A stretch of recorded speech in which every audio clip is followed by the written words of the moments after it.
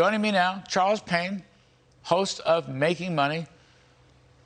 Is this a great speech or what? Huh? Yours is Biden's. That's Yours is cool. spot on. I tell you, I get frustrated as soon as President Biden opens his mouth because he starts off with the same way. He starts bragging. I don't know why his team thinks that's the right thing to do. Ah, interesting People point. are suffering. Every speech he gives, he brags. We did this. I did this. This is the best ever. And I'm saying, are you nuts? Are you seriously going to start off this conversation with the American public about saying how great things are, how great you are? This is what you're going to do. He does it every time, Larry, every single time. So he's taking credit for a kind of happiness that doesn't exist. I mean, that's what the polls are showing. And he is in denial that his policies had anything to do with inflation. You know, I might give him an inch or two here and there. I mean, I think the last 6 weeks, 7 weeks, whatever in Ukraine, no question had an important impact on gasoline prices and oil prices. But Charles, what happened to the year before? He's in denial about that, you know, and the jihad against fossil fuels. That's just one example. And you kept going back to January 2021. You could really have gone back to November 3rd, 2020, when President Biden won and oil prices went through the roof. They started moving then. They never looked back because that's what he wanted. That's what he promised the world. He says, I will make gas prices high.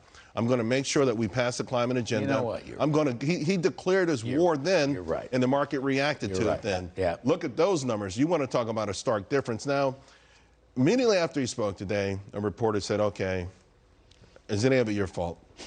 He gave a whole bunch of things, and the reporter said again, any of it your fault? And essentially, none of it's his fault. And that's where he's making a big mistake. It is a good chance to say, hey, you know what?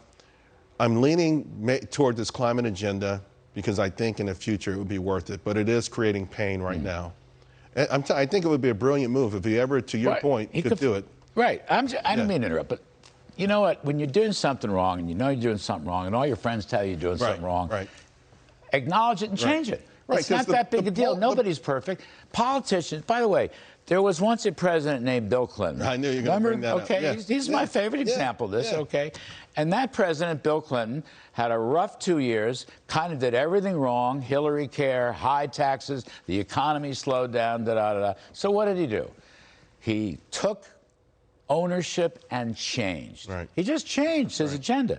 Biden has opportunities for reset. Remember the reset argument? Every few months he gives a speech and everybody says now he's going to reset. He never resets, Charles, and he digs a hole deeper and deeper for his own political Here, let me... It's not working, though. Right. That's the weird thing. I can see if it moved the needle. It doesn't move the needle.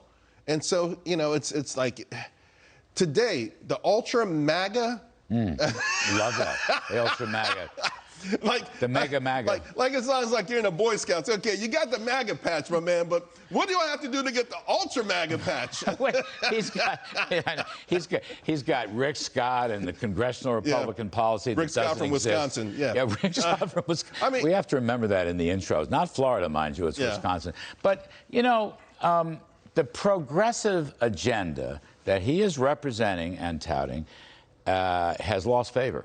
That's one of the big things he doesn't get and will not change on. Well, look at Ohio. Again, the AOC candidate got shellacked by the moderate Democrat. Look around this country. They won a couple of years ago. This modern monetary theory that we're living in real life, it just simply doesn't work. Awashing the nation in a whole lot of cash that wasn't earned and only goes to, you know, our debt, it does not work. The American people have picked up on it. Look at this Gallup poll from yesterday. That's shocking. He should have looked at that before he spoke today. 8 percentage point increase in people who are saying their standard of living is in trouble. 7 percentage point increase in folks who are worried about how they're going to pay their monthly bills. These are just monthly changes.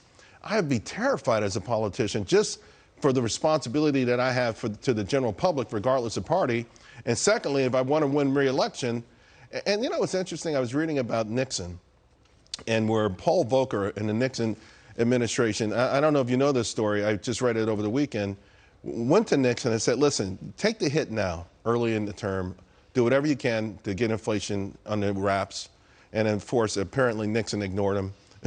You know, but The point is, he said, take the hit early. Sure, this is the time for Biden to take the hit. Biden could take the hit now. He could really come out and take the hit now and be okay, maybe get reelected. But the way he's going right now, the whole ship is sinking. By the way, it's so interesting. Paul Volcker, who then was Undersecretary of the Treasury for Monetary Affairs in Nixon's first term, Volcker was a Democrat. Volcker said to Nixon, don't leave the Bretton Woods gold standard. Revalue gold, but don't go off that discipline, right. Which, of course, Nixon didn't listen to Volcker. Yeah. Nixon was not a great economic president. I was worried that you were going to say Biden should do what Nixon did, and I started pulling out my hair, because that would not be at all cool. Charles, can I get some market wisdom now? It's a topsy-turvy market. It looks like a correction. It may be a bear market or what. Well, it's definitely a bear market. It's a bear market, and we actually have behind the scenes a redux of the great tech bubble crash in 2000. Yep. Peloton was $11 a day. I mean, you look at some of these stocks, Larry, and they're down 70, 80, 90%. Right. I think we've overdone it, and the last 2 days, something interesting has happened. The inflationary trade hasn't worked. Mm-hmm. Energy down again today. Mm-hmm. Natural gas was down 11% yesterday. And we're seeing bonds go back up. Interest rates are slipping. Interest rates are slipping. We may actually be getting a glimpse of what the market could look like once the Fed gets inflation under control. I notice industrial commodity prices and metals prices in the futures market are getting killed. Well, in the last 2 weeks, all the PMI data around the world, but particularly here, got hammered. All the regional Fed manufacturing data got hammered. So all of those, remember, the market looks ahead. So the market's looking 6 months out.